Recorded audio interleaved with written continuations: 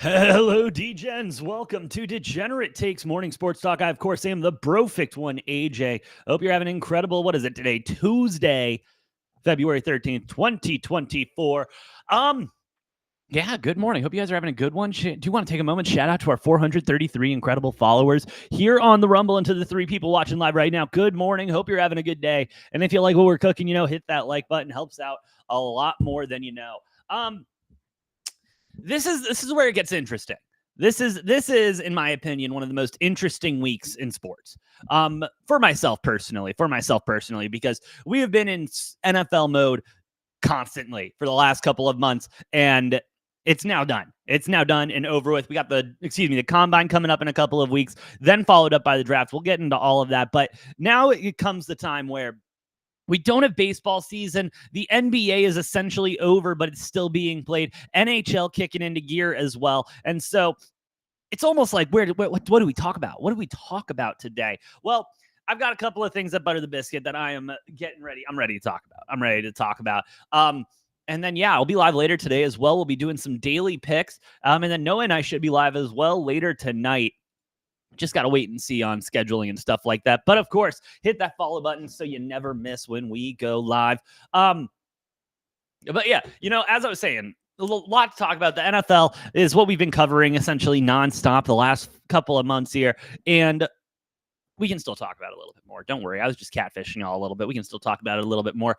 As, with the season being over, we're going to have some releases happening. We're going to have people getting new jobs, going to have just everything pop off and be a little bit different. And the Steelers have wasted absolutely no time getting that started. What do I mean by that? Well, the Steelers released 3 players, including quarterback Mitch Trubisky. Mitch Trubisky was scheduled for another $7 million this year. Gets the cut. This was after signing his 2-year extension, a year after that, but cutting, Trubisky, Okorafor, I'm sorry, buddy, and Presley Arvin on Monday saves him about $13 million towards the 2024 cap. Now, I do think it is worth noting that with Trubisky gone, Mason Rudolph essentially should be hitting free agent, especially with everything he did last season, at the end of last season, really coming in clutch for the Steelers. Expect for him to hit the free agency market. Expect for him to move on as well. So that does leave their first-round pick, Kenny Pickett, as the only quarterback on the Steelers right now. That's a tough one. That is a tough one. Kenny Pickett, get some injuries during the season. Get the backups coming in there for you. I'm interested to see what the Steelers do here. I'm very interested to see what the Steelers do here with Kenny Pickett, because at least from me, at least my point of view, my opinion, again, it's my show, so who else's opinion would it be?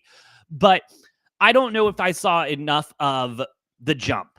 You know what I mean? I don't know if I saw enough of that jump between year 1 and year 2 to think that Kenny Pickett is going to continue to develop, continue to go in there. Now, we could go with the argument. We could absolutely go with the argument that, hey, how can you really tell what Kenny Pickett can do when Matt Canada was the OC for most of the season? How are we supposed to know what Kenny Pickett can really do when he had a shitty OC? And I mean, I guess the same thing could have been said about Mitch when he was sitting there in Chicago. I guess the same thing could be said about Justin Fields with everything going on there. But really, Kenny Pickett, is that gonna be their guy going into next year? I'm not sold. I'm not sold on it yet. Can I get his season stats, please? I'm talking to my computer as if I don't do it myself. All right. So he played in 12 games this season, had 201 completion, 324 attempts, 62% completion rating, down 1% from last year at 63%. He got 6 touchdowns this season. He had 7 touchdowns last season. He did play 1 more game in the 2022 season. 9 interceptions versus the 4 interceptions. Sacked 23 times versus 27 times. Quarterback rating of 81.4 versus 76.7 just a season ago. And so, again, analytics and stats, they help everybody. I can point at the 62% completion rating, 201 completions on the season, and be like, look at that. You can't be having that guy in there as your number one. You can't be having him in there doing your stuff. But then you could also take a look at the jump from 9 interceptions to 4 interceptions. That means he's making some better decisions. He knows where he's going with the football, or if he doesn't know where, he's comfortable throwing it away or at least getting it out of harm's way. Taking 23 sacks, again, another step in pocket awareness and being able to know who's around you at what time. And so at the end of the day, I mean, do you go with Pickett? Do you go with some new shiny toy out of the draft? I mean, we're going to have to wait and see. Where are the Steelers again? Where are the Steelers in the draft again? Oh, that's right. They fucked around a little bit. They're number 20 in the draft. They're number 20 in the draft. Steelers are not known to go up there and trade up for some of those, riskier, for those top 5, top 10 quarterback type picks. And so they may wait and see who falls to them. Maybe they go into free agency. I know there's some quarterbacks still floating around in there, but it'll be interesting. It'll be interesting to see what the Steelers. If I'm the Steelers, honestly, I think I roll with Kenny. I think I roll with Kenny. I mean, the devil you know is worse than the devil you don't, in my opinion. Grass may not always be greener on the other side. Throw all the cliches out there. And that's kind of where I'm sitting now with this whole Kenny Pickett thing. And the same can be said. The same can be said for the Chicago Bears as well, as they mull over what to do with the number 1 overall pick and what to do with Justin Fields. But again, that all goes back to my thoughts on Caleb Williams. We all know how I feel about Caleb Williams. I think he's going to be the biggest bust in the draft in a long time. I think we're going to see a slide like we saw Will Levis slide from supposed to be top 5 to ending up in the second round. I do think there's a potential for Caleb Williams to fall that far and have all these so-called analysts not really see what's going on behind the scenes. And I'm sorry, I just briefly want to get in on this and then we'll move on. But the thing that blows my mind about all of these analysts and quote unquote experts and everything you see on TV is they're right about one thing. They are right about one thing when it comes to Caleb Williams. He is something different on the field. He is one of those guys. I'm fine with throwing the word around generational talent. I'm fine throwing that around to describe Caleb Williams on the field, how he performs on the field.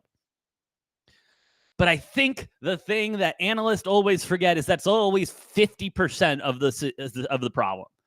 That's only 50% of the problem we're seeing here. Johnny Manziel, huh? Let's go back and take a look at him, huh? Johnny Manziel, Johnny Football himself, he was going to come in and light up the place, but he never studied his playbook. Didn't study in college, sure as hell didn't study in the NFL, and look where he's at now. All the potential in the world, everything in the world, and everyone thought he should have gone number 1. And he did. And we see what's going on with that now. And so, again, you want to take a look at generational talent. You want to take a look at their success and everything. That's fine. That's fine. Again, Caleb does have a Heisman in the trophy case for a reason. But why doesn't he have 2? Why doesn't he have 2? Why didn't he get it this year?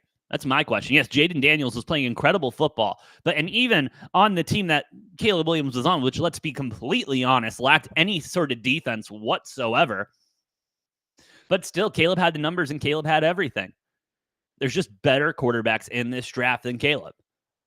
There's better quarter. They might not be everything on the field that Caleb Williams is on the field, but they're 10 times of the quarterback Caleb Williams is off the field. And y'all might think I'm crazy. Y'all might think I'm absolutely batshit crazy that I keep bringing it up, crying with his parents after a game no one expected them to win, going into a press conference uninvited and saying, I want to go and cuddle up with my dog and watch Netflix after a loss. Again, it's stuff like that should stick out to these NFL teams and be like, oh, there's a maturity issue with this guy. There's a maturity issue with this guy who is just making millions and millions of dollars in NIL, who is living in a penthouse in LA. There's maturity issues there. And I don't think anyone should be shocked by that. I really don't. I don't. And so, I guess, again, grass isn't always greener on the other side. If I'm the Bears, if I'm the Steelers, I'm looking at keeping the quarterbacks we've got in position right now. And Steelers fans, you might not be too stoked on that. You might not be, but again, I think you get a competent OC in there, not named Matt Canada, and you could see a completely different Kenny Pickett. Completely different. And I also haven't heard anything coming out of the Steelers camp saying they're looking for moving off of Kenny or anything like that. I would expect them to bring in some type of a veteran to compete for, quote unquote, compete for the job, be that voice of reason in the building. So I would keep an eye on that. But hey, let's keep moving. Let's keep it moving. I can't wait to talk draft. I cannot wait to get into draft season. Starts with combine, get to the draft, and we're moving on. Let's go, baby. All right. Today is February 13th. And for those of you who do not have this entire sports calendar synced up to your phone, that means pitchers and catchers report today. Yes, pitchers and catchers report today. We get baseball at the end of this month. Spring training kicking off into full gear. Absolutely loving it.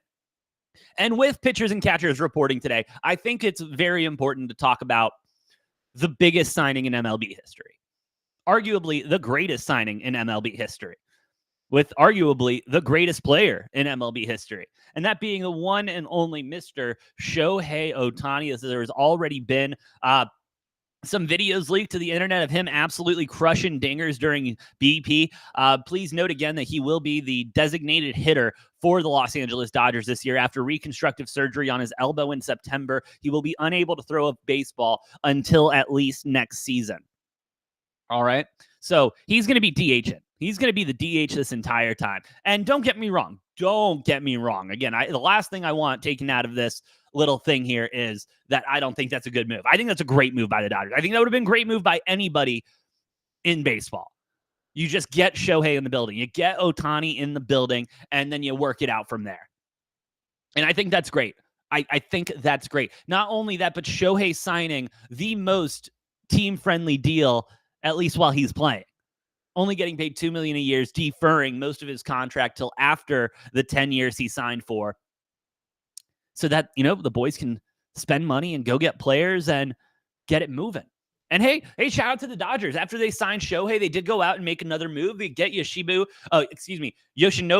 Yamamoto over there from Japan. Don't worry, he'll be in the rotation. He's your pitcher. He's your ace this year. And you might think, why is Yamamoto going to be our ace? We got Clayton Kershaw over there. Yeah, well, what the fuck has Clayton Kershaw done the last couple seasons, huh? Seriously, honest to God, what have the Dodgers done the last couple of seasons except absolutely choke in the playoffs? You know what I mean? The Dodgers are almost becoming the MLB version of the Dallas Cowboys. Incredible regular season, looks so strong going in there. You got a couple of bumps in the road, a couple of bad losses here and there, but that's okay. You'll figure it out in the playoffs, and then you get swept by the D-backs. And so, this is an interesting move. And the big thing is Ohtani, he wants to win. He went to the Dodgers so that he can win baseball games. He can win titles. He can win everything. But are the Dodgers really constructed to go there? Are the Dodgers a well put together enough team in order to make it to the playoffs, in order to make it to that next step? And I got questions. I got a lot of questions, and I want to start with that rotation. Tyler Glasnow going in there. You got Yamamoto, Glasnow, Kershaw, Miller, James Paxton, Emmett Sheehan, Ryan Yarborough, Gavin Stone, Walker Buehler for that rotation there. And I mean, question marks everywhere there. Tyler Glasnow, not the best season he could have hoped for last season. I don't know if he's going to be able to get it back together. Clayton Kershaw, he is a guy that I love to watch pitch. Loved watching him pitch. He's lost some of his stuff. I don't know if it seems like he's lost a couple miles an hour too on that fastball. I'm not a fan of Clayton Kershaw. I'm not a fan of what he's been throwing. Maybe again, maybe this season he'll be able to get some shit together, but I don't know. Bobby Miller probably being the biggest, shining light on this rotation outside of Yamamoto. But still, it's going to be a tough ride. Not only that, the bullpen was struggling last season. And really, outside of Shohei and Yamamoto, the Dodgers didn't do much else. And, sure, you can go ahead and take a look at it as, well, what else did they really need to do, AJ? They still made the playoffs last year. They still ran the NL West last year. What else do they need to do? I don't know. Let's get that choke artist Mookie Betts off the roster. Mr. Disappear in October. Mr. Disappear in the playoffs. What the hell has he done in the playoffs for him? And it's ridiculous. It's insane. Freddie Freeman, he's good. But it feels like this team should be a lot more, and this team isn't there. And I don't think Ohtani is going to be that answer this year. Again, this year. Yes, he's going to go out. He's probably going to hit 40 home runs, 50 home runs. He's going to go and do Shohei things in the DH. Absolutely. Absolutely. But until you get Shohei back as that pitcher as well, I mean, this is a team that just went out and spent $1 billion. Seriously, this is a team that just went out and spent $1 billion and is hoping for a ring. And we saw what happened to the Mets last year. I just want to throw that out there. The Mets went out and spent every dime under the sun, missed the playoffs completely, and sold off half the team by the time, the trade deadline came around. So at the end of the day, do I think Ohtani is going to be the answer? Do I think Ohtani is going to be the guy in the long run? Yes. Ohtani and the Dodgers, I do believe, will win a World Series in the next 10 years. Do I think that's in the next 2, 3, 4? No, I don't see it happening in the next 4 years. I don't. And not only just because the Dodgers didn't do much else to the roster except Yamamoto and Shohei, but look at baseball right now. Look how talented baseball is right now. And you don't even have to look at the entire league. Let's just look at the NL West. The Diamondbacks, who were a young team last year, young team the last 2 years, finally finding their groove, finally finding the spark in the postseason, hopefully taking that along into this season, making moves in the offseason. Diamondbacks doing everything they can to improve their roster. So is everyone else. So, I mean, yes, in the long run, this whole Shohei to the Dodgers thing is going to be a great thing. It's going to be a good thing. But until Shohei gets on the mound, we're not really going to know what we're looking at. We're not. Again, he's a great hitter. We know what he can do. But can the Dodgers produce runs behind Shohei? Can the Dodgers get runs behind Shohei? Because that's been his biggest issue. So he's gone out there and he's performed incredible as a pitcher. And yet somehow just cannot get any runs. That was the Angels' issue. Will it be the Dodgers' issue? We'll have to wait and see there. But pitchers and catchers reporting today. Hell yeah. Let's get it moving into baseball. But I do think that's all I got for today. I'll be live, as I said, later today, giving out some of my favorite picks for the evening. And then Noah and I should be live later tonight as well, breaking down a little bit of everything, some college basketball, NBA. And I think we will have to handicap the Genesis today. I think we'll have to handicap the Genesis because tomorrow's Valentine's Day, and we got to do that shit. But yeah, hey, thank you all for listening. Thank you all for watching. Shout out again to our 433 incredible followers here on Rumble. Appreciate each and every single one of you. If you haven't yet, hit that like button, hit that follow button. Helps out a lot more than you know. And make sure you don't miss any of the degeneracy. But again, with all that, thank you again for listening and watching. Have a great Tuesday. I, of course, am the Brofict one, AJ, and I'll see you next time on Degenerate Takes.